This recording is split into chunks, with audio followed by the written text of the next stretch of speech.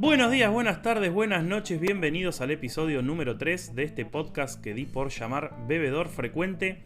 El tema de hoy es seguramente un tema con el que se han cruzado en algún momento y que tiene que ver con los mitos del vino. Sí, hoy les voy a contar sobre 5 mitos que suelen escucharse a la hora de hablar de vinos, no tanto desde las charlas técnicas o más elaboradas, sino en aquellas de la vida cotidiana. A ver, notas sobre vino y sus mitos, o los mitos del vino, bien digo, debe de haber unas cuantas, pero en el episodio de hoy trato sobre 5 que son los que más escuché, o por lo menos desde los que más se han generado consultas o preguntas o charlas respecto a si son reales o no. Es cierto que muchos de ellos se originan por la forma de comunicar el vino que se da a veces, donde hay mensajes frívolos, situaciones irrisorias o con estereotipos construidos porque sí, que contribuyeron a que se generara una creencia sobre algunos aspectos del vino y algunos de los mitos que les voy a estar contando hoy, que desde mi forma de ver, por supuesto, son erróneos y solo hacen eso, alimentar el mito. Pero vamos a arrancar con el más divertido, creo yo, de los mitos, y el más popular seguramente, que tiene que ver con el que reza que mezclar sandía con vino te mata. Este es, sin dudas, como les decía al comienzo, uno de los mitos más populares. Bueno, resulta que en su momento el colega Pablo Ponce se explayó sobre este tema y explicó bastante bien por qué no te vas a morir si comes sandía con vino. Además, yo hice mi prueba personalmente y bueno, acá estoy, hablándoles en este podcast sin problemas, con lo cual queda a las claras que no nos vamos a morir si mezclamos sandía con vino.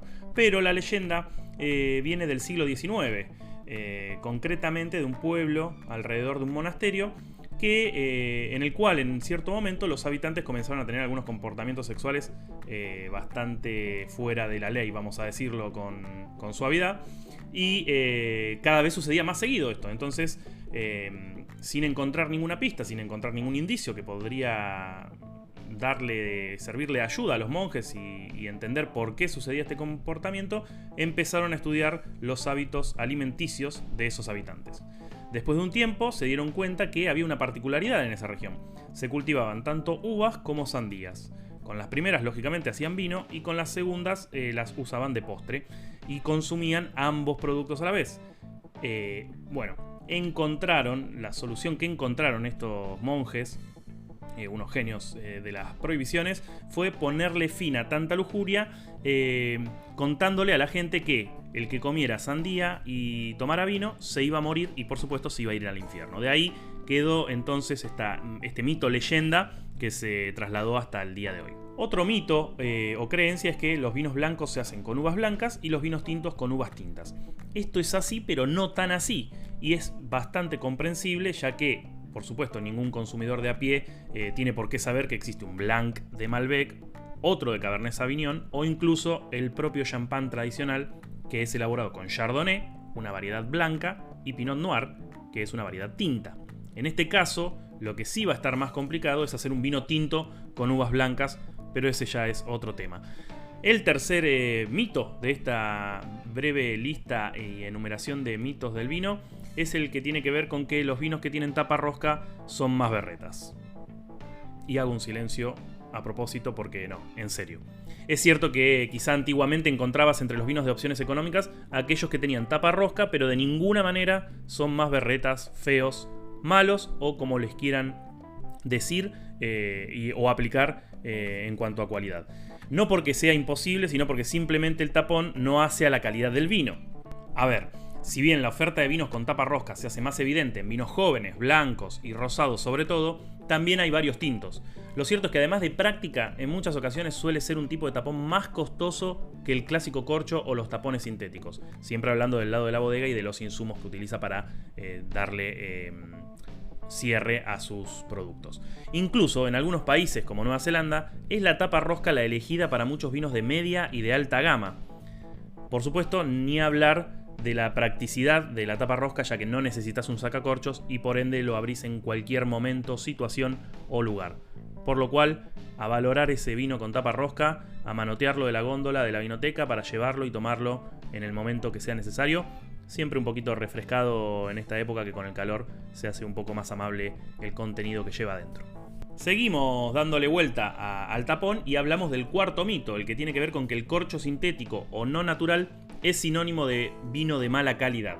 Este mito, como les decía, está bastante emparentado con el anterior e incluso me atrevo a imaginar un diálogo del estilo: sí, no tiene tapa rosca, pero mira el corcho de plástico que le metieron cuando un consumidor descorcha el vino en cuestión.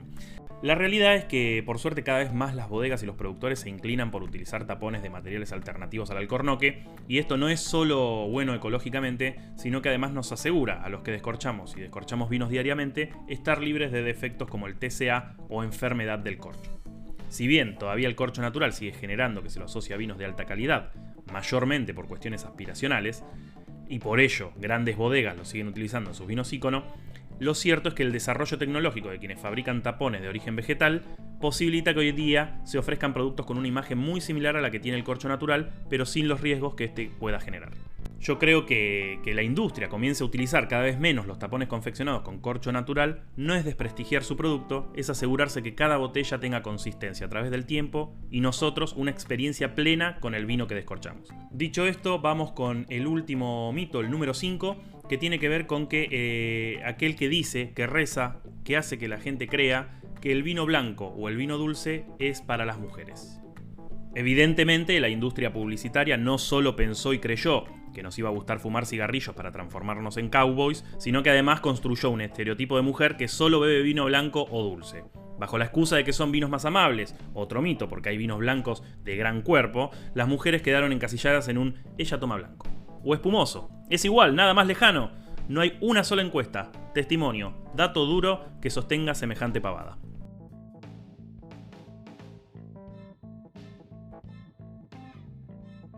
Hasta acá con estos 5 mitos sobre el vino. Si les interesa la temática e incluso ahondar más en mitos y leyendas de la industria, les recomiendo el libro escrito por Natalia Páez, Mitos y leyendas del vino argentino. Gracias por haber llegado hasta acá. Si les gustó el contenido, pueden compartirlo o recomendarle Bebedor Frecuente a sus amigos y conocidos. Hasta el próximo episodio. ¡Salud!